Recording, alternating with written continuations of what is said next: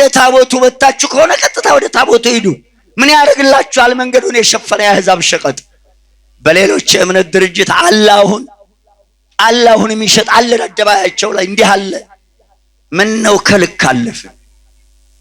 ምን ነው መጠን አለፍን? ብርጭቋችሁን ሽንት ቤቱ ላይ መስቀል እየተሰራ ነው። ሽንት ቤታችሁን ሁሉ መርምሩ። ጫማችሁን መስቀል እየተረገጠ ነው። መስቀሉ ተዘቅዝቆ ዛታች እየረገጣችሁት ቁጭ፣ ጥለቱ በሙሉ መስቀል እየረገጣችሁት። እናቶቻችን በጥለቱ ላይ መስቀል አልሰሩም፣ ከደረታቸው አላለፈም መስቀሉ። በነጠላ ጥለታቸው ላይ መስቀል የለም። በምትጠሩበት ወረቀት ላይ በሰርጉ ወረቀት ላይ ለልጅ ቦታ የለንም ካሉ እንዳትሄዱ። እዚህ ቦታ ላይ በሕያው እግዚአብሔር ለልጅ ቦታ የለንም የሚል ካርድ ከደረሳችሁ እዛ ሰርግ እንዳትሄዱ። ስዕሎች ክብር አሳጥተናቸዋል። መናፍቅ ቀደደ ብለን እንፎክራለን። እኛ ከነሱ የባሰ ስራ እየሰራን። በፕላስቲክ የተሳለ ስዕል እንዳትገዙ፣ እንዳታሰሩ። በፕላስቲክ በዛው በመርዱፋችን በካኪያችን እንዳታሰሩ፣ እንዳትገዙ። መስቀሉ ላይ ዛሬ ማየው ክርስቶስን እንደተቸነከረ እመቤታችን ትሰቀል ተመልሳ። ምን ይሁን ተብሎ ነው እመቤታችን መስቀል ላይ የምትሳለው? ከመንበር ብቻ ነው የምትቀመጠው እኮ እመቤት። አይቻልም። በቀለም ብቻ ነው የምትወጣው። አይሳልም። እዚህ ላይ ምስል ነው፣ ስዕል አይደለም።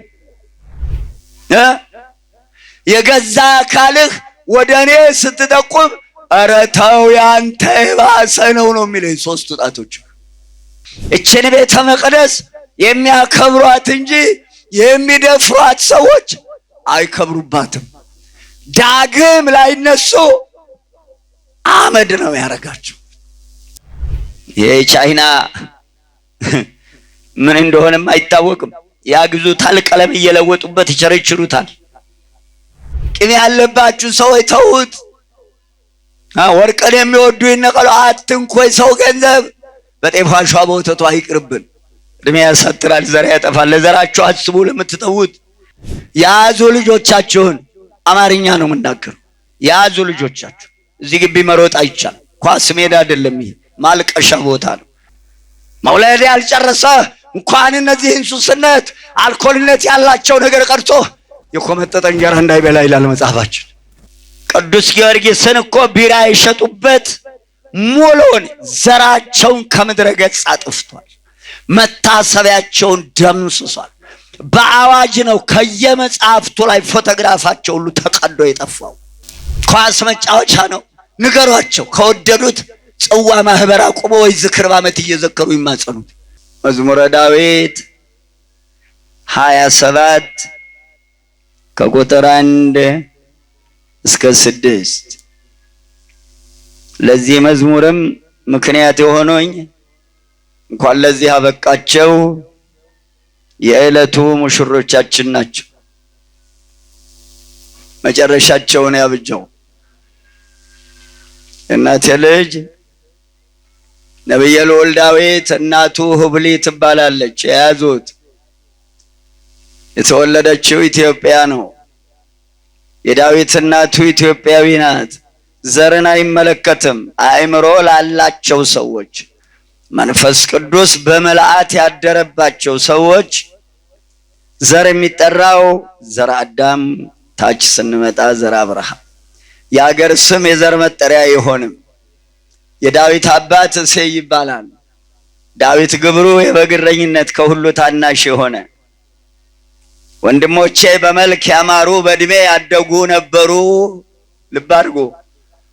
ወንድሞቼ በመልክ ያማሩ በእድሜ ያደጉ፣ እግዚአብሔር ግን አላደረባቸውም።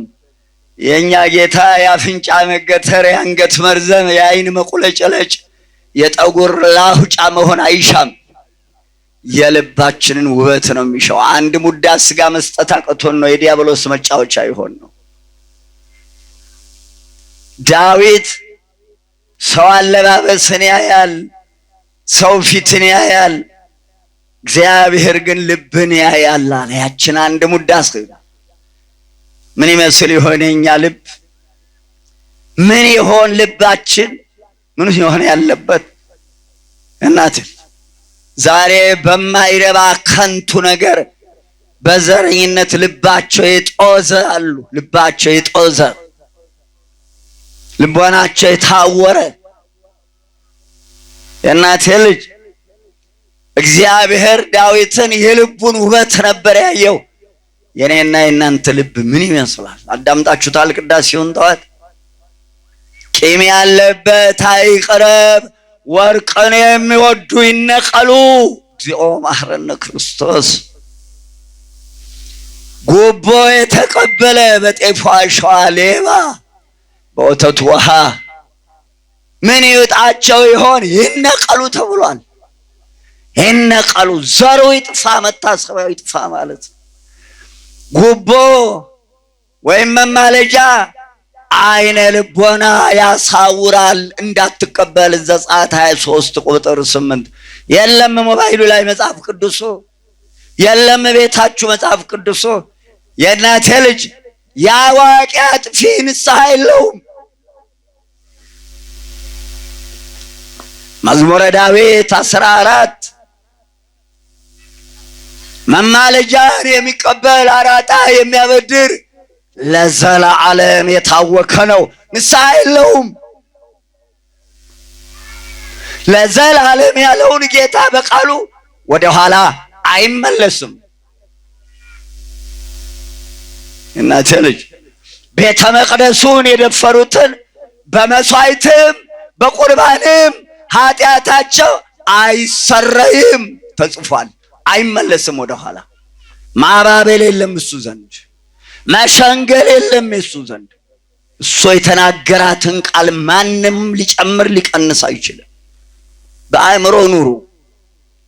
ያዜናት ልጅ ልቡ ውብ የሆነ በእግዚአብሔር ፊት የታደለ እጅ በክንዶቹ መሰንቆ የመታበት። ምን አድርገህ ይሆን? ክንዶች ምን ሰርተው ይሆን? ደሃ ደፍተህበት ይሆን? ቀምተህበት ይሆን? ክንዶችህ ጣቶችህስ ምን ሰሩ? የእናቴ ልጅ አንዱ ላይ ጣትህን ስትቀጥር ልብ አድርጉ። እጄን ይው ጣቴን ወደ እናንተ ስቀስር ስንት ጣቶች ናቸው ወደ እናንተ የሚያመለክቱት? ታው ሁለት። የትኛውና የትኛው ጣት? አውራ ጣትና መልካች ጣት። ሶስቱ ጣት ወደ እነ የሚያመለክተው የገዛ አካልህ ወደ እኔ ስትጠቁም ኧረ ተው ያንተ ባሰ ነው የሚለኝ። ሶስቱ ጣቶች አካልህ እኮ መምህር ነው። እናስተውል። የታደለ በታደለ ክንዱ መሰንቆውን በታደሉ ጣቶቹ በገናውን እየደረደረ የዘመረው መዝሙር ነው የምናየው። ዳዊት መዝሙርን ጸልዩ። ተዋህዶ እናታችንን ከኔ የለሽ ከሴቶች ስም ደስ የሚለኝ አቻም የለሽ ወደርም የለሽ የላትም እኮ። እችን ቤተ መቅደስ የሚያከብሯት እንጂ የሚደፍሯት ሰዎች አይከብሩባትም። ዳግም ላይነሱ አመድ ነው ያረጋቸው። ትንሣኤ የላቸውም። እችን ቤተ መቅደስ የሚደፍሯት ይብላኝላቸው። የእኛ ጌታ በላይ በልዕልና ያለ ልዑል እግዚአብሔር ላልሾማቸው ላልመረጣቸው ደፍረው ለገቡባት ሕያው እግዚአብሔርን ትንሣኤም የላቸው መታሰቢያም የላቸው። ወድቀውም አይነሱም። በተደጋጋሚ ተዘልፎ ልቡን ያደነደነ እናቴ ልጅ ምሳሌ 29 ቁጥር 1 በተደጋጋሚ ተዘልፎ ልቡን ያደነደነ አንበባችሁ ታውቃላችሁ? እናቴ ልጅ አንብቡት። ዳግም መነሳት አይችልም። ወድቆ ነው የሚቀረው። የታደለ ልመለስ ወደ ዳዊት። የታደለች እናት ማህፀኗን ባርኮላት። የእናቶቻችን ማህፀን የመድኃኔዓለም ቤተ መቅደስ ነው። የመድኃኔዓለም ቤተ መንግስት ነው። ንጉሥ የሚሾመው እኮ በቤተ መንግስቱ የተሾሙትን ጠርቶ ሌላ ሲሾም የተሾሙት በተገኙበት ህዝቡ ባሉበት እገሌን ሾም ያለው የሚለው በዙፋኑ ተቀምጦ በከበረው ቤተ መንግስቱ ነው። ይህ ነው የእናቶቻችን ማህፀን። ነቢየ ልዑል ኤርምያስን የእናቴ ልጅ ነቢየ ልዑል ኤርምያስን ገና በማኅፀን ሳልሰራ አውቃለሁ፣ በእናትህ ማኅፀን ቀድሼሃለሁ፣ በአሕዛብ ላይ ነቢይ አድርጌሃለሁ በማኅፀን እያለ እንዲህ ነው የሚሾመው።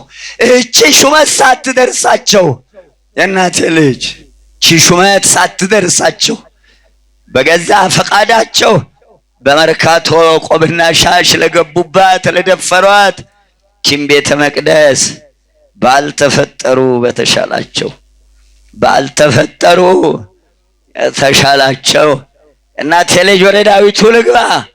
በተደጋጋሚ ተዘልፎ ልቡን ያደነደነ እናቴ ልጅ ድንገት ይሰበራል።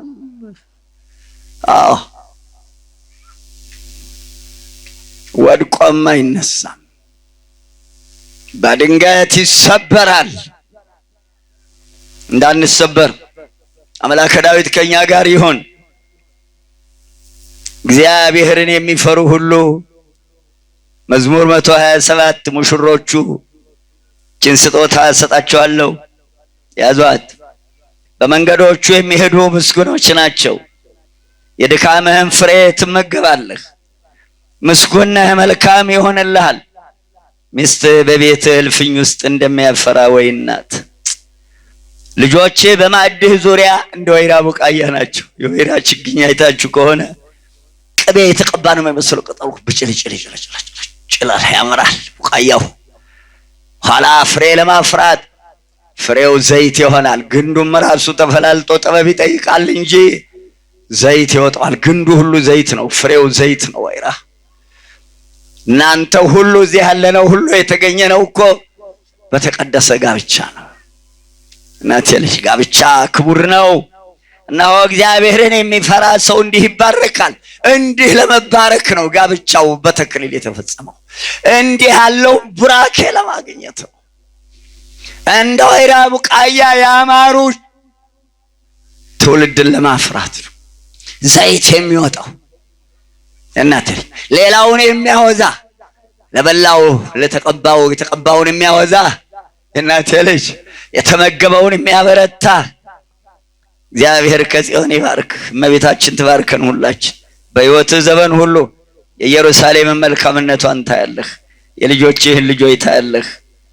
በእስራኤል ላይ ሰላም ይሁን። ለአብ ለወልድ ለመንፈስ ቅዱስ ምስጋና ይሁን። ዳዊት ከዚህ ይቆየን። ማሳሰቢያዬን ጨርስና ቀጥታ ወደ ርዕስ ሰጥቻችሁ ወደ ትምህርቱ እንገባለን። የአባቶቻችን አምላክ ከኛ ጋራ ይሁን። ወደ ቤተ እግዚአብሔር ስትመጡ ለመጨረሻ ጊዜ ነው ዛሬ የምናገረው። ሶስተኛ ጉባኤ ነው እዚህ ሲገኝ። በሶስት ይጸናል ነገር። ሁል ጊዜ ወደ ቤተ መቅደስ ስትመጡ እነዚህን 5 ነገሮች እንዳትተዉ። አስራቱን፣ ቀዳሚያቱን፣ ምጽዋቱን፣ ስለቱን፣ በኩራቱን፣ መገበሪያውን፣ ያልበቀለውን ያልነቀዘውን ነጩን ስንዴ፣ ነጩን ዕጣን፣ ጧፉን፣ ሰሙን ገዝታችሁ እራሳችሁ ነክራችሁ ይቀደስበት። እራሳችሁ ነክራችሁ ሰሙን። የቻይና ምን እንደሆነም አይታወቅም። ያግዙታል፣ ቀለም እየለወጡበት ይቸረችሩታል። ገጠር ብትሄዱ በዚህ ጧፍ አይቀድሱም አባቶቻችን። ሰም በተነከረው ነው የሚቀድሱት። መንፈስ ቅዱስ ቀልጦላቸው። ሙጋዶን ድሮ ወይራ ነበር፣ ወይራው የለም። ዛፉንም ወይራውንም የሚተክለው የለም። እኛም ዝም ብለናል። እግዚአብሔር ያጥናሽ። ያው እንግዲህ አክሳዮቹ ብዙ ናቸው። ከሰሉን እየገዛችሁ እኛም እናከስለዋለን። እያከሰልን ነው። በርቱ። እያከሰልን ነው። እነሱም እያከሰሉ ነው። ግሩም ተያይዞ ገደል። ከመምህራን የሚወረወረውን ኃይለ ቃል መዝግቡ። ቅዳሴውን አድምጡ። ቅኔ ያለባችሁ ሰዎች ተዉት። ወርቅን የሚወዱ ይነቀሉ። አትንኩ ሰው ገንዘብ። በጤፍ አሸዋ በወተቱ አይቅርብን። እድሜ ያሳጥራል፣ ዘር ያጠፋል። ለዘራችሁ አስቡ ለምትተዉት። ይህቺ ዕለተ ሰንበት ዛሬም ትንሣኤ ናት። ከሰባቱ ዕለታት ዕለተ እሑድ አትጠፋም። ከዚህ ዓለም ደብረ ታቦር እንደ ጸና ይኖራል። የእናቴ ልጅ ሰውና መላእክት አይጠፉም፣ ገሃነምና መንግሥተ ሰማያት ይኖራሉ። ዕለተ ሰንበት ከባድ ናት። በዚህች ዕለት መግዛትም መሸጥም አይቻልም። በዚህች ዕለት ተኝቶ ያደረ የሸጠ ወይም የገዛ ካህን ሥርዓተ ቅዳሴ አንድምታ አንብቡት። ቅጣቱ እጅግ ከባድ ነው። መሸጥም መለወጥም በዚህች ቀን አይቻልም። በዚህች ዕለት ጉዞ የለም። እኩለ ጾም ደብረ ዘይት የምትሄዱ ዓርብ ግቡ። ሰኞ ኪዳን አድርሳችሁ ጣኑን አሽትታችሁ በአባቶች ተባርካችሁ በሰላም ግቡ ተብላችሁ ውጡ። ገዳማት የምትሄዱ ዓርብ ግቡ። የቅዳሜት የእሁድን በረከት ተቀበሉ። ታምሯን ስሙ። የትም አትሄዱ። ዕለተ ሰንበት ኳስ የሚጫወቱ ልጆቻችሁን ሰብስቡ። ሕፃናት በቅዳሴ ሰዓት በዚች ግቢ እንዳይሯሯጡ ያዙ። ያዙ ልጆቻችሁን። አማርኛ ነው የምናገረው። ያዙ ልጆቻችሁ። እዚህ ግቢ መሮጥ አይቻልም። ኳስ ሜዳ አይደለም። ይሄ ማልቀሻ ቦታ ነው። ቅዱስ ጊዮርጊስ ታላቁ ሰማዕት የእናቴ ልጅ ቅድም ተናግሮታል። ታላቁ ገበዝ ቢራ መሸጫ ነው። ቅዱስ ጊዮርጊስን እኮ ቢራ የሸጡበት ሙሉውን ዘራቸውን ከምድረ ገጽ አጥፍቷል። መታሰቢያቸውን ደምስሷል። በአዋጅ ነው ከየመጽሐፍቱ ላይ ፎቶግራፋቸው ሁሉ ተቀዶ የጠፋው። መቀለጃ ነው ሰማዕቱ። ኳስ መጫወቻ ነው። ንገሯቸው። ከወደዱት ጽዋ ማህበር አቁሞ ወይ ዝክር በዓመት እየዘከሩ ይማጸኑት። ጥር 2 ነው የቅዱስ ጊዮርጊስ ልደት። ከፈለጉ ይሄን ቀን ያክብሩት። ኳሱን ቡድናቸውን በሌላ ስም ይሰይሙ። ንገሯቸው። በየንግስ በዓላቱ መቼም ሌባውንም ነጋዴውንም ያደረጀ ነው እኛ ነን። ነጋዴ ነው ወይስ ነጋዴ ነው? ለምን ትገዛላችሁ? ወደ ታቦቱ ወጣችሁ ከሆነ ቀጥታ ወደ ታቦቱ ሂዱ። ምን ያደርግላችኋል? መንገዱን የሸፈነ የአሕዛብ ሸቀጥ። በሌሎች የእምነት ድርጅት አላሁን የሚሸጥ አለ አደባባያቸው ላይ እንዲህ አለ። ምን ነው ከልክ አለፍን? ምን ነው መጠን አለፍን? አይተርፉ አያተርፉ። ምን ገዛኛ ምን ሁሉንም አደረጀ ነው። ይፈነጭብን ጀመር። ቅዳሜት ገበያ፣ እሁድ ገበያ፣ ቅዳሜ ሰርግ፣ ግንቦት ሰርግ ደርግ የተከለው ነው። እሁድ ማክሰኞ ሐሙስ ሰርጉም ቀለበቱም መልሱ። እንዳትነግዱባት እሁድን። ዕለተ ሰንበት ዛሬም የጌታ ቀን ናት። እችን ቀን አይለቅም። እሁድን ይመጣባታል። ጻድቃንና ኃጥአን የሚለዩባት ዕለት ናት። እችን ቀን የነገዳችሁባት ሰዎች እግዚአብሔር ይሁናችሁ። የእናቴ ልጅ ጥልፍ ቀሚሳችሁን እዩት። መስቀሉ ተዘቅዝቆ ዛታች እየረገጣችሁት ቁጭ። ጥለቱ በሙሉ መስቀል እየረገጣችሁት። እናቶቻችን በጥለቱ ላይ መስቀል አልሰሩም። ከደረታቸው አላለፈም መስቀሉ። በነጠላ ጥለታቸው ላይ መስቀል የለም። አስተውሉ። ኋላ ብርጭቋችሁን ሽንት ቤቱ ላይ መስቀል እየተሰራ ነው። ሽንት ቤታችሁን ሁሉ መርምሩ። ጫማችሁን መስቀል እየተረገጠ ነው። በ81 ዓመቱ የሰማነው ይነሳ አይነሳ አናውቅም። እግዚአብሔር አምላክ ከነገረ በኋላ ካስጠነቀቀ በኋላ የሚወስደው እርምጃ ትንሣኤ የለውም።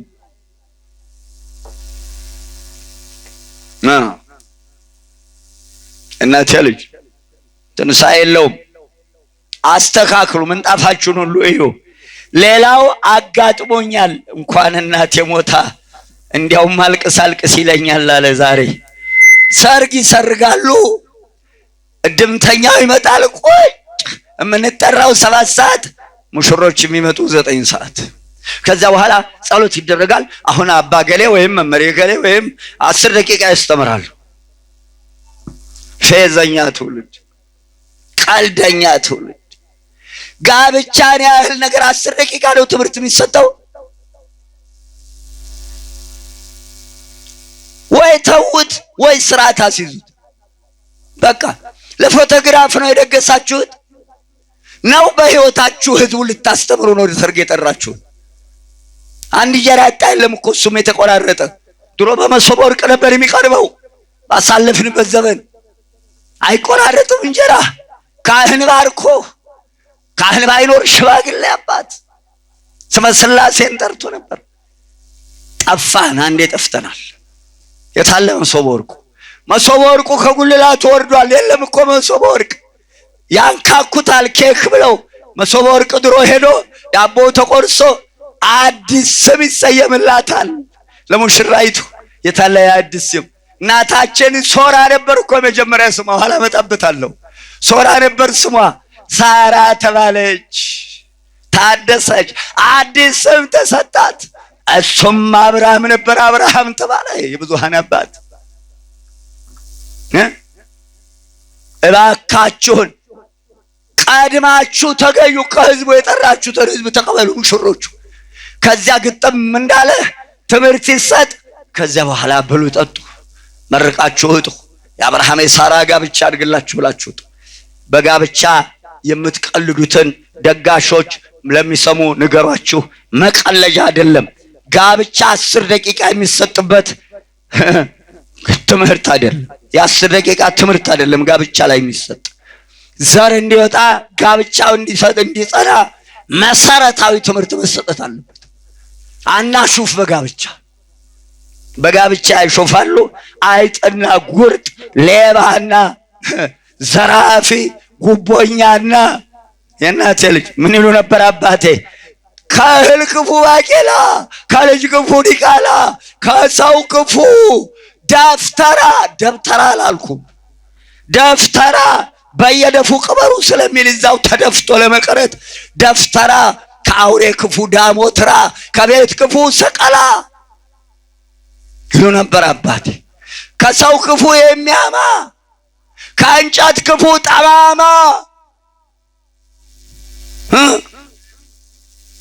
ጋብቻው ካልተቀደሰ ይሄ ነው ፍሬው።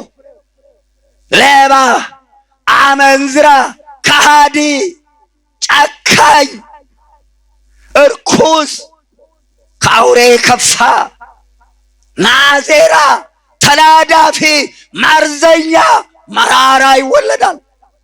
አላያችሁትም? ኮሶ ጠጥታችሁ የምታውቁ እስቲ እናንተ ልጅ ወደ ላይ አያስመልስም ስትጠጡ ስለሚመር። ዛሬ ከተረገመ ማህፀን የሚወጡ የሚናገሩት የሚሰሩት የሚያስመልስ ቋቅ የሚል መራራ እሬት በዛው በእናቱ ማህፀን ጋኔን የሚቆራኘው። ቀድሱት እንደዚህ ጋብቻው መቀለጃ አይደለም። ስርዓት አስይዙ ጋብቻችሁ። ንገሩ ለትውልዱ።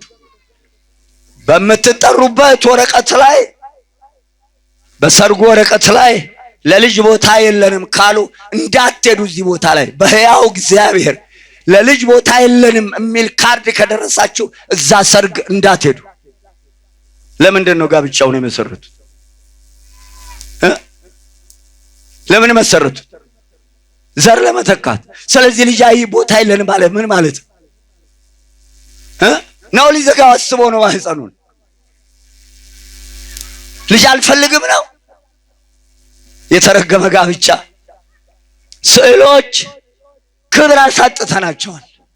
ከመናፍቅ ቀደደ ብለን እንፎክራለን። እኛ ከነሱ የባሰ ስራ እየሰራን።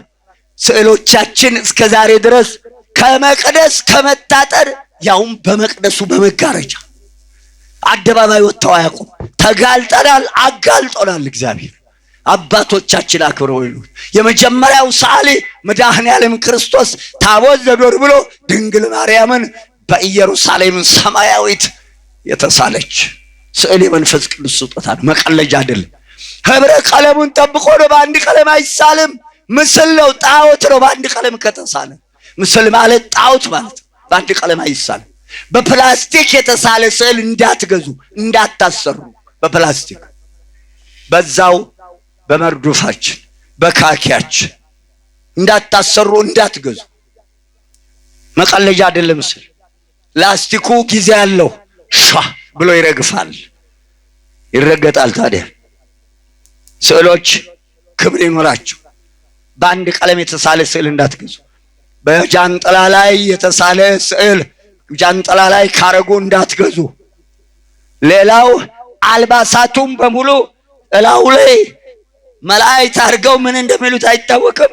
በመቀስ ቆርጦ ግማሹ ያየሁት አንገቱ ወደ ታች ተዘቅዝቆ ተቆርጦ ስብሐት ለአብ ወልድ መንፈስ ቅዱስ፣ ስብሐት ለአብ ወልድ መንፈስ ቅዱስ። እንዳትገዙ እንዲህ ያለ አልባሳት ይብላኝላቸው። እግዚአብሔር ያጥላው የዚህን ዘመን ዲያቆንና ካህን እግዚአብሔር ያጥላሽ። ጃንጥላው ተዘቅዝቆ አልባሳቱ ተዘቅዝቆ እግዚኦ መሐረነ ክርስቶስ። ዳራ አስተውሉ። በረከከ ጥበብ ገደል እየከተቱን እኮ ነው ያለ ነው። እንደው ተያይዘን እንጥፋ፣ ተያይዘን እንጥፋ። እናቴ ልጅ ስዕልና ምስልን ለዩ። በወርቅ ያሰራችሁ በመዳብ በብር ያሰራችሁ አክሊለ ሦኮር እመቤታችን አይቻልም። በቀለም ብቻ ነው የምትሳለው። ምስል ነው ያደረጋችሁ፣ ጣዖት ነው፣ አይደረግም። መስቀሉ ላይ ያለው ችንካር የማይገነጠል ከሆነ እንዳትገዙት፣ ገንጥሉና ሰባብራችሁ ጣሉት። መስቀሉ ላይ ዛሬ የማየው ክርስቶስን እንደተቸነከረ እመቤታችን ትሰቀል ተመልሳ ምን ይሁን ተብሎ ነው እመቤታችን መስቀል ላይ የምትሳለው? ከመንበር ብቻ ነው የምትቀመጠው እኮ እመቤት። አይቻልም። በቀለም ብቻ ነው የምትወጣው። አይሳልም። እዚህ ላይ ምስል ነው፣ ስዕል አይደለም። መንበር የምታሰሩ እዚህ ቦታ ላይ ለዛ ያብቃችሁ መድኃኔዓለም ክርስቶስ። እዚህ ቦታ ላይ ታላቁ መቅደስ ለመስራት ክንዳችሁን ያበርታው መድኃኔዓለም ክርስቶስ። የሊቀ መላኩ አሜን የሚል ሰው አንድ ሰው የለም። አላችሁ እንዴ? ለመሆኑ ለመስራቱ ያብቃችሁ። በዚህ በኩል ነው ምስራቁ፣ በዚህ በኩል ሐረግ አንድ መስቀል፣ በዚህና በዚህ ሙሉ ሐረግ። ከአራቱ ኪሩብ በስተቀር መንበሩ ላይ ምንም አይነት ነገር አይቀረጽም። አራቱ ኪሩብም በቀለም ይወጣል። ምንም አይነት አይቀረጽም። በምዕራብና በምስራቅ ሐረጉ መካከል መስቀል። በቃ ይሄ ሙሉውን ሐረግ ነው፣ ሙሉውን ሐረግ ነው። በዚህ በኩል በር ከሰራችሁ መስቀል እናርግ ካላችሁ አቀማመጡ እንደዚህ ነው። ወደዛ ዞሮ አይሰራም። ጌታ የተሰቀለው ከምስራቅ ወደ ምዕራብ ነው። እላይ ያለው መስቀል አይደረብም። በአራት ማዕዘን አስተምሯል እንጂ በአራት ማዕዘን ተሰቀልኩ አላለም ክርስቶስ። ክህደት ነው። በየአክሊሉ ላይ አራት ማዕዘን ምስል ጎልተዋል። መስቀል አስመስለው እየነቀላችሁ ጣሉት። ወያኛውን አንዱ ግንባሩ ላይ ያለው ይበቃል።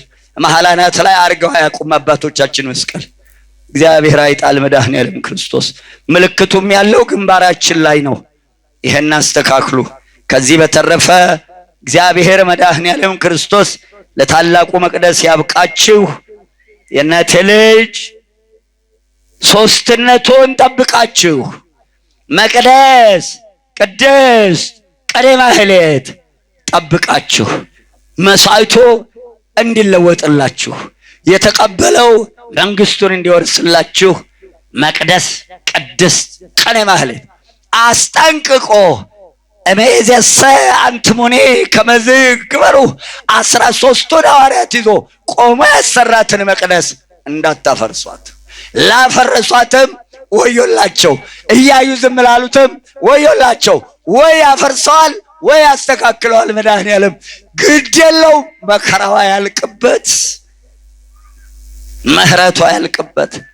ይዘገያል እንጂ ይታገሳል እንጂ የሚቀድመው የለ።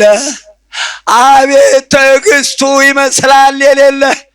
መከራው ይመለስ በጊዜ፣ መከራው ይመለስ በጊዜ።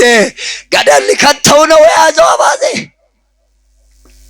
የእናቴ ልጅ ርዕስ እሰጣችኋለሁ። የአባቶቻችን አምላክ ክብርና ምስጋና ይግባው። ለዚህ ምክንያት የሆናችሁኝ የዕለቱ ሙሽሮች መድኃኔዓለም ክርስቶስ ፍጻሜያችሁን ያብጀው። ርዕሳችን ክርስቲያናዊ ጋብቻና ኑሮ ይውጣልኝ። እንግዲህ እናቴ ልጅ አጋጥሞኛል። እየሰማችሁኝ ነው?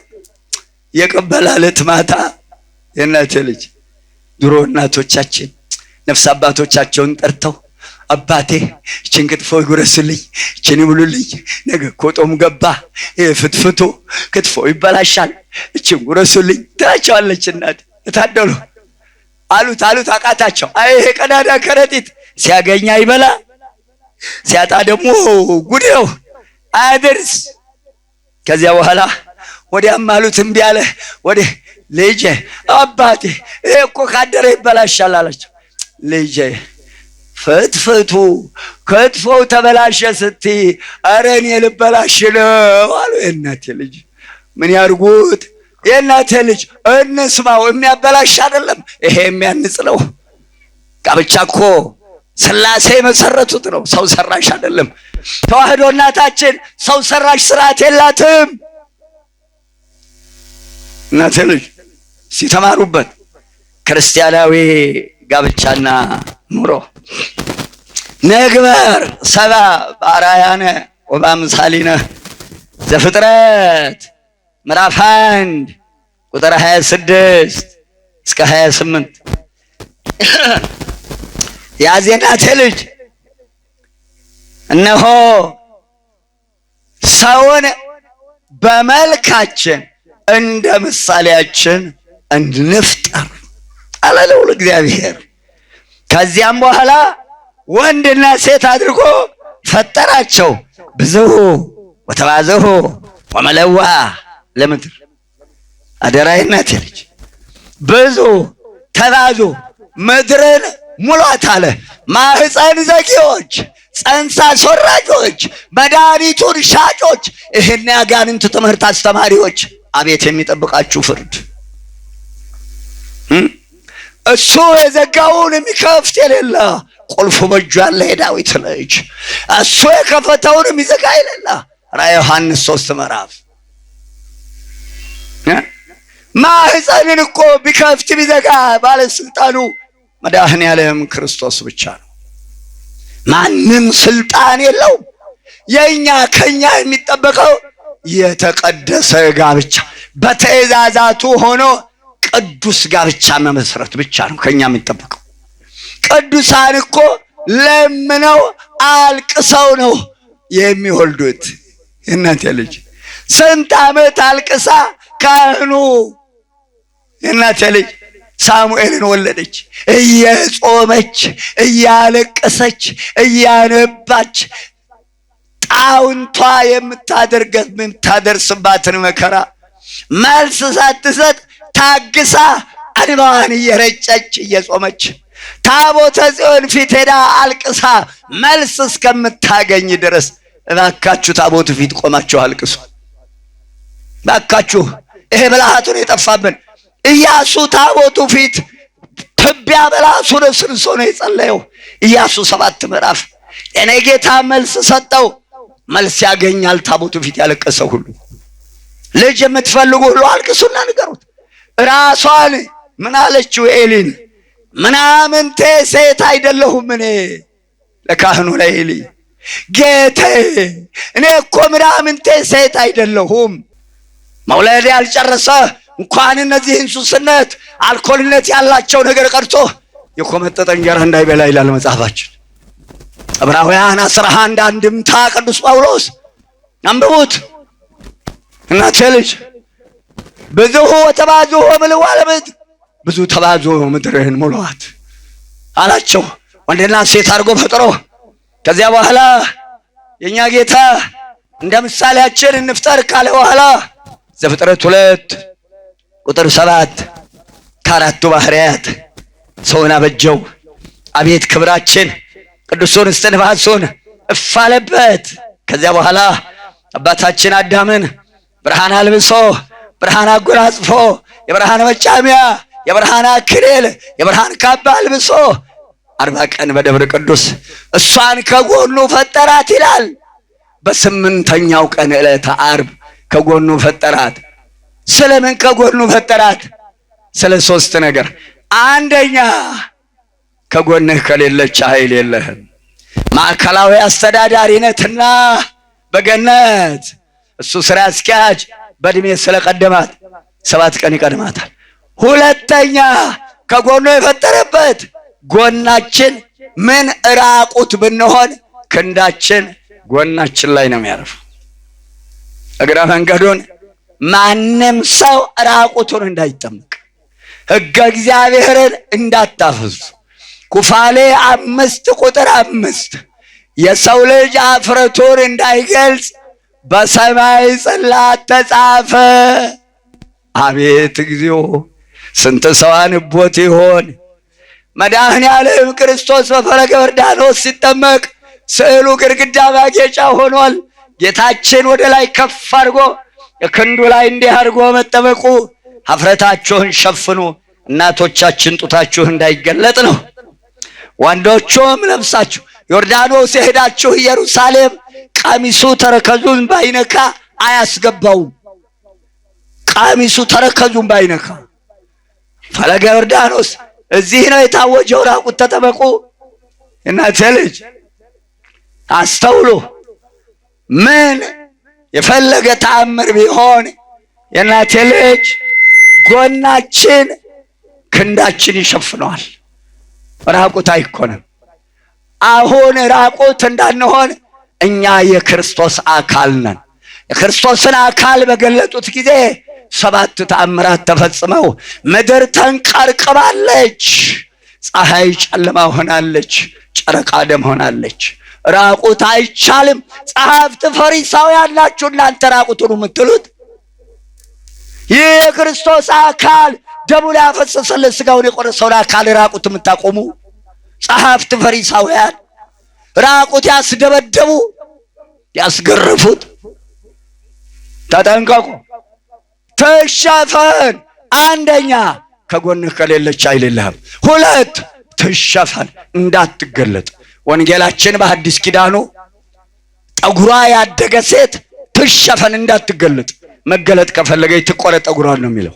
ከባድ ነው ያዘዘን ትእዛዝ። የማይከብደው ከብዶናል፣ የሚከብደው ቀሎናል፣ መመለሻም የለው። ተዉ እናንተ ደካሞች ሸክማችሁ የከበደ ወደ እኔ ኑ እኔም አሳርፋችኋለሁ። ሸክሜም ቀሊል ቀንበሬም ቀሊል ሸክሜም ቀላል ነውና ወደ እኔ ኑ። እናንተ ሸክማችሁ የከበደ ወደ እኔ ኑ፣ ቀንበሬም ልዝብ ሸክሜም ቀላል ነውና።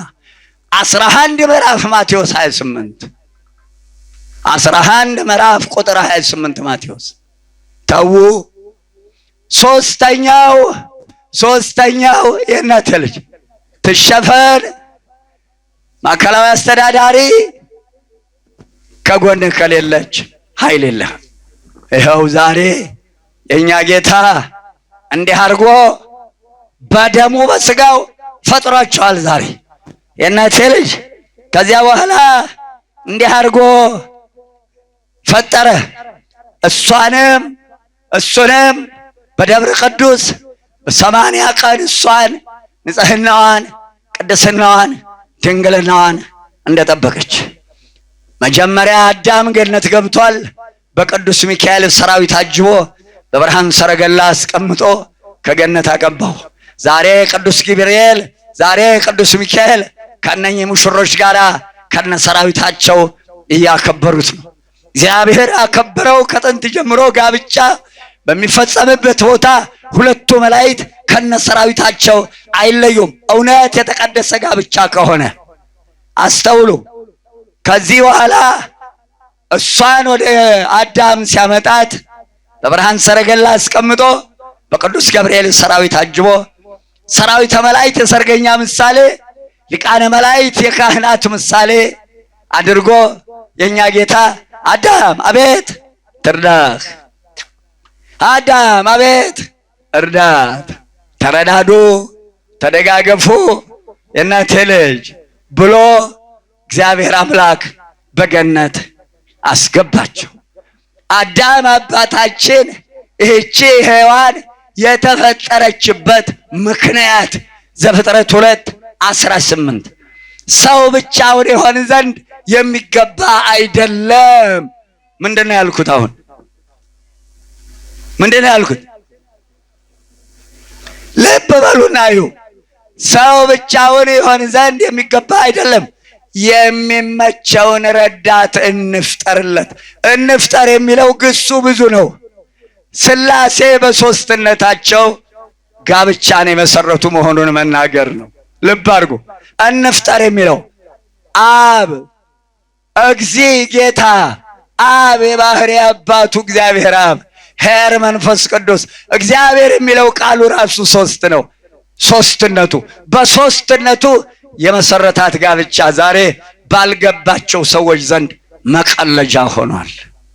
ይብላኝላቸው ጋብቻቸውን ያፈረሱ፣ ይብላኝላቸው ከወንድ ወደ ወንድ ከሴት ወደ ሴት ለሄዱ ሲራክ 23 ከቁጥር 18 ጀምሮ ሚስቱን ትቶ ወደ ሌላ የሄደ ወንድ፣ ሚስቱን ትቶ ወደ ሌላ የሄደ ወንድ እነሆ ኃጢአቴን እግዚአብሔር ይሸፍናል ይላል። ኃጢአቱን ፈጽሞ በጨረሰ ጊዜ እግዚአብሔር አምላክ በአገር መካከል ያልታሰበ ጠላት ያዝበታል። እግዚኦ መሐረነ ክርስቶስ። አዳም አባታችን ይህች ሥጋ ከሥጋ ናት፣ ይህች አጥንት ከአጥንቴ ናት ብሎ የልዑል እግዚአብሔርን ስጦታ ተቀብሏታል። ዘፍጥረት 2 ከቁጥር እናቴ ልጅ 20 ምዕራፍ ያለውን አንብቡት። ሰው ነሆ ወንድ አባትና እናቱን ይተዋል ከሚስቱም ጋር ይጣበቃል ነው የሚለው። ዛሬ ይህን ስርዓት ፈጽመዋል። አደራ የምለው የማላችሁት መሐላ በምንም ተአምር ከሞት በስተቀረ ይሄም መሐላ የሚያፈርስ የለም። ይህ መሐላ በምንም ተአምር አይለቃችሁ፣ እንዳታፈርሱ፣ ጸንቶ ለመኖር ያብቃችሁ እግዚአብሔር። ቀጥሎ የኛ አምላክ የኛ ጌታ በሐዲስ ኪዳን ኤፌሶን ላይ የሰጠውን አነብና ወደ መጠቅለሉ እሄዳለሁ። እግዚአብሔር አምላክ ከኛ ጋራ ይሁን። የአባቶቻችን አምላክ እግዚአብሔር ይርዳን። ኤፌሶን ታላቁ መምህር ጌታን እግሩን ረግጦታል ሲሰቀል 430 ጊዜ በጠፍር ጌታን ቆሞ አስደብድቦታል ቅዱስ ጳውሎስ። ይሄንን ሁሉ ቂም አልያዘበትም የኔ ጌታ። ይሄ ሁሉ ይሰራ የነበረው ቅዱስ ጳውሎስ እግዚአብሔርን ያገለገለ መስሎት ነው። እግዚአብሔርን ለማገልገል ቅን ልቦና ውስጡ ነበረች። ያቺ ቅን ልቦናውን ያይ ነበረ ጌታ። የእኛንም ልቦና ያቀናው መድኃኔዓለም ክርስቶስ። ያው ልብ አድርጉ፣ ጌታን ያገለገለ መስሎት ነበር ይሄ ሁሉ ይሰራ የነበረው። ጌታ ልቡን ያነበው ነበር። መመለስ ላይ ቀር ተረግጠኛለሁ። መጨረሻ ላይ ምርጥቃው አድርጎታል። ይህ የእግዚአብሔር ምርጥቃ ስለ ባልና ሚስቶች ሲመክር እንዲህ ብሏል። ለእያንዳንዳችሁ በጌታችን በመድኃኒታችን በኢየሱስ ክርስቶስ ፍርሃት ሆናችሁ ታዘዙ። የእናቴ ልጅ ኤፌሶን ምዕራፍ 5 ከቁጥር 21 እስከ ፍጻሜ ምዕራፍ ቤታችሁ ገብታችሁ አንብቡት። በቃሉ ኑሩ፣ ኑሩበት፣ ቃሉን አጊጡበት፣ ልበሱት፣ ይሞቃል፣ አጊጡበት፣ ካባ አድርጉት፣ ቀሚስ መጫሚያ አድርጉት፣ ኮተህን አድርገው፣ ጋቢያችሁን ነጠላችሁን ምንጣፋችሁ አድርጉት፣ አጊጡበት፣ ቃሉን እንኑርበት። ያሳምራል፣ የእግዚአብሔር ቃል ያሳምራል፣ ውብ ያደርጋል። ትህትናን ልበሱ፣ ደግነትን ልበሱ፣ የዋህነትን ልበሱ፣ ተዛዘኑ እንዲያዝንልን እግዚአብሔር። በቃሉ ኑሩበት ሕይወት እንድናገኝ። እኛ እኮ የመንግስት ልጆች ነን፣ የንጉሥ ልጆች ነን፣ የንግስት እናት ልጆች ነን። እናቱ ንግስት፣ ልጇ ንጉሥ። የእነሱን መንግስት ነው የምንወርሰው። አልነፈገንም፣ አልነሳንም። የመንግስተ ሰማያት የመንግስት ልጆች ሀገር ያለን ሰዎች ነን። ሀገራችን የምንገባው ግን ቃሉን ስንፈጽም ብቻ ነው። ስጋው ደግሞ ያልተቀበላችሁ እግዚአብሔር ያጠናችሁ። ሚስቱን ትቶ ወደ ሌላ የሄደ ወንድ ዘፍቆ ስንቱን ተጫውቶበታል። ይሄ ሲነሳ ነው ድምፅ ማጉላው ያወከን። የእናቴ ልጅ ሚስቱን ትቶ ወደ ሌላ የሄደ ወንድ በአገር መካከል እግዚአብሔር አምላክ ይበቀለዋል። ያልታሰበ ጠላት ያዝበታል። ባሏን ትታ የሄደች ሴት እንዲሁ ናት። እንደዛው እንደ ወንድየው በአገር መካከል ያልታሰበ ጠላት ይጠብቃታል። ባሏን ትታ በባሏ ላይ እጅግ ከባድ ነውር ፈጽማለች። ውሽማ ይዛለች ይላል። ውሽማ አይባልም። ውሽማ። ጥያቄ፣ አመድ የሚመስል ምን ይባላል? አመድ የሚመስል ነገር ምንማ ነው የሚባለው? አመድማ። አይጥ የሚመስል ምን ይባላል? አይጥማ። የውሻን ስራ የሚሰራ ምን ይባላል? ውሽማ። ውሻ የሚመስል ውሽማ ነው የሚባለው። ሴቷን በባሏ ላይ ብትይዝ ውሽማ ውሻ ናት። ውሻ የምትመስል ሁሉን የምትለክፍ ለከፍካፋ ንጹሖችን አይነካም። ባሏም እንዲሁ ቢያደርግ ውሽማ ውሻ የሚመስል ሁሉን የሚለክፍ ይሄን አድርጋለችና ልጆቿም ልጆች አይወልዱም፣ የልጅ ልጆቿም ልጅ አይወልዱም። ባሏን ትታ የሄደች ሴት አንብባችሁ ታውቃላችሁ? ሲራክ 23 ምዕራፍ ተንተርሰህ እንድተኛበት ያስቀመጠ ወንጌሉን የጻፈው ጸንታችሁ ኑሩ እስከ ሞት ድረስ ይብላኝላችሁ። ከወንድ ወደ ወንድ ከሴት ወደ ሴት የሄዳችሁ ሰዎች ተክሊል አፍርሳችሁ ቃለ መሐላ አፍርሳችሁ ሥጋው ደግሞ አፍርሳችሁ የተፋታችሁ አንዱ ምን አለ ይመሰላችሁ? የእናቴ ልጅ ከኔ ጋር ናችሁ? ሚስት ላገባ ነው፣ 5 ልጆች ነበሩኝ፣ አሁን ሚስት ላገባ ነው አለኝ። እየሰማችሁ ነው? የእናቴ ልጅ አቤት እግዚኦ፣ አቤት እግዚኦ፣ አቤት ትዕግስትህ፣ አቤት ትዕግስትህ። አንድ እናት ነበሩ የእናቴ ልጅ ሲለምኑ አንተ ዳውላ ሆዶ፣ ዳውላ ታውቃላችሁ? አንተ ዳውላ ሆዶ፣ ዳውላ 100 ኪሎ የሚይዝ ስልቻ ነው። ያ 100 ኪሎ ያንን ሁሉ እዚህ ይዛል። ይሄን ሁሉ ኃጢአት ሄደህ ሸፈንክልኝ ነው የእሳቸው ቋንቋ። አሁን አንተ ዳውላ ሆድ ብል ስድብ አይደለም? የሁልብ አድርጉ ቋንቋቸውን ይዩት እንዴት እንደሚለምኑት። አንተ ዳውላ ሆዶ እኔ ቻልክ ይሉታል። አቤት ትዕግስትህ እለዋለሁ የኔ ጌታ። እንዴት ያ ሁሉ መሐላ ተምሎ ሰው ሥጋው ደሙን ጥሶ እንዴት ጋብቻን ያህል ነገር ያፈርሳል ሰው? 5 ልጆች አሉኝ፣ ሚስት ላገባ ነው። 5 ልጆች አሉ። እንዴ የ5 ልጆች እናት አሁን የት ናት? ሚስት አይደለችም እንዴ? ልጆቹ ከየት ወለድክ? ከሷ። ምን ማለት ነው? ፊርማ የለንም አለኝ። ስብሐት ለአብ ወልድ መንፈስ ቅዱስ። ሰው ነው ይሄ? ሰው ነው? ለመሆኑ 5 ልጆችን እናት ክዶ የምታገባው ሴት ምን አይነት ሴት ናት? ምን አይነት ሴት ናት እዚህ ቤት ውስጥ የምትገባ? ለልጆቹ እናት ያልሆነ ባል ይሆነኛል ብላ ነው ይሄ? አጋንንት የልጆቹን እናት የጠላ ዲያብሎስ፣ ዲያብሎስ ዘሩን አይጠላም። አጋንንት ከአጋንንት የከፋ የልጆቹን እናት አባሮ 30 ሰራተኛ የሚያፈራርቅ ርኩስ። የሚገርመኝ የደረሳባችሁ ታውቁታላችሁ። የሆነ ነገር ተናገረችኝ ይላል። አንዴ ይንጠረዘዛል፣ ያኮርፋል፣ ፊቱን ጭስ ያስመስላል። የኛ ጎበዝ የኛ ወንድ ሚስቱን ዓመት ያኮርፋታል። ሰው ነው ይሄ? ሰው ነው ይሄ? እንዲህ ያለ ባል ነው ይሄ? ጋብቻን ያውቃል? ፊደል እየቆጠሩ ክፍል እየቆጠሩ አሳር ማስቆጠር፣ ዓመት ሙሉ ማኮረፍ። ባልና ሚስት ተቆራርፎ ትዳር ይሆናል? ባልና ሚስት ተቆራርፎ ልጆች ያድጋሉ? ይሄ ነው እንደ ጋብቻ? ሳይገባቸው ገብተው ይሄ ጋብቻ ነው?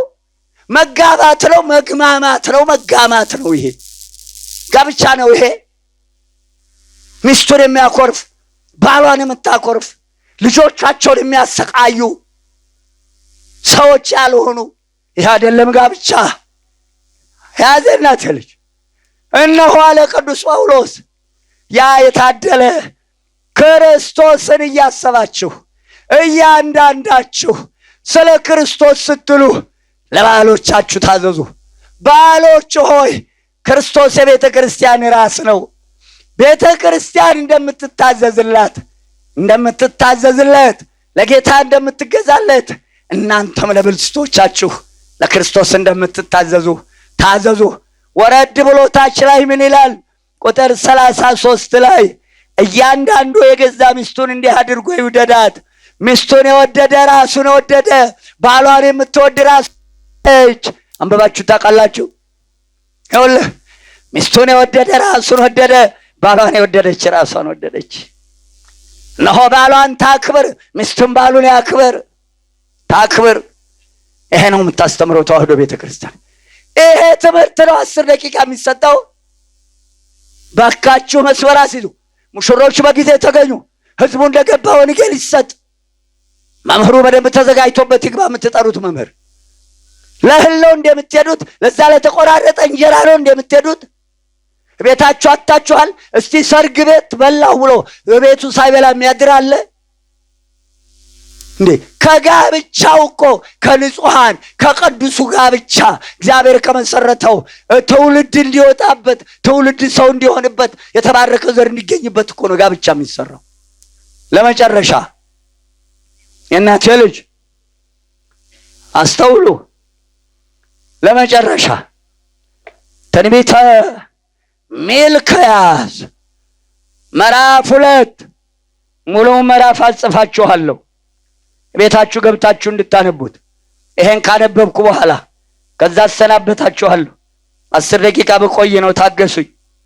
የእናቴ ልጅ ሚስትህ ባልንጀራ ሆና ሳለች የቃል ኪዳን ሚስትህን እርሷን አታላሃታልና በልጅነት ሚስትህና በአንተ መካከል አለሁ ይላል እግዚአብሔር። ፈጽሞ በህሊናችሁ እቺ መፋታት የምትል ቃል እንዳትገባ። ከዛሬ ጀምሮ እናትም አባትም እህትም ቤተ ዘመዱ ሁሉ ዛሬ በእነሱ ምክንያት አንድ የሆናችሁ በሙሉ አንድ ስጋ ሆናችኋል። በመልካም ነገር ጋብቻቸውን አጽንተው ከሚኖሩ በስተቀር በሌላ በተቃራኒ ነገር እዚህ ጋብቻ ላይ እንዳትገቡ። ጋብቻቸውን በሚያጸና በሚያለመልም ነገር ብቻ እንጂ ይቺን አግብቶ ይቺ ሰው ማትወድ ከዛሬ ጀምሮ የሷ ቤተሰብ ካንተ ቤተሰብ ጋር አንድ ስጋ ናቸው። አንተ ቤተሰብህን ስትወድ እንዳንተ የሷንም ቤተሰብ መውደድ ነው። አንቺም እንደ ቤተሰቦችሽ የሱን ቤተሰቦች መውደድ ነው። እናት አባትሽን እንደምታከብሪ የእናት አባቱንም ማክበር ነው። ልብ አድርጉ። ዛሬ ሰው አትወድ፣ ዘመድ አትወድ፣ ወንድሞቿን አትወድ።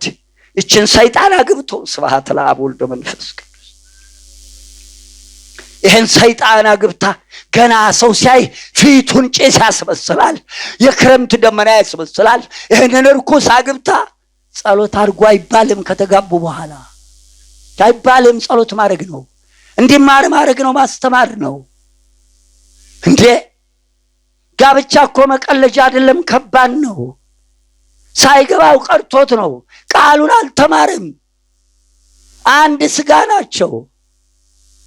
እንዴ አስተውሉ። 7 ትውልድ ድረስ ሙዚየም ጨምራ አይጋባም። ስለዚህ ጋብቻ ክቡር ነው፣ ታላቅ ነው፣ ከባድ ነው። በሌላ ነገር አይገባም።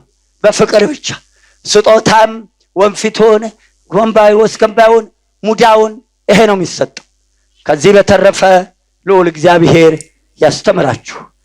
የመጨረሻ እናታችን ሳራ የበረከት እናት እንደሆነች የሷን በረከት ለማግኘት እንደ ሳራ ጸንተሽ ወንድሜ ያልሽ እንደ ሳራ እንደውም ጌታ ያለችው እኮ አንቺ አንደኛ ጴጥሮስ ምዕራፍ 3 አንብቡት። እንደውም ጌታ ያለችው የጌታዬ ስጦታ ማለቷ ነው። እንዲህ ያልሽ አንተም እህቴ ያልክ ጸንቶ ለመኖር ያብቃችሁ። ስሙ የተባረከ ይሁን። አንደበቴን ያከናወነ ይሄን ጋብቻ ነው ተዋህዶ የምታስተምረው። እንደው 10 ደቂቃ ጉድ ተሰርጎ ተሞቷል። እየሰረጉ ነው። አይ 8ኛው ሺ እየሰረጉ ነው። ምን ማለት ነው እየሰረጉ ነው ማለት? ሰርግ ነው ይሄ የ10 ደቂቃ ትምህርት? እየሰረጉ እንጂ እውነት ሰርግ ነው? ተዋት፣ ቀልዱ፣ አስተካክሉ። አንደበቴን ያከናወነ ታገሳችሁ እንድትሰሙ ያደረገ ቁጥራችሁን ያበዛ ክብር ምስጋና ለሱ ይሁን። ዓይኔን ያጠገበ አምላክ ምስጋና ይግባው።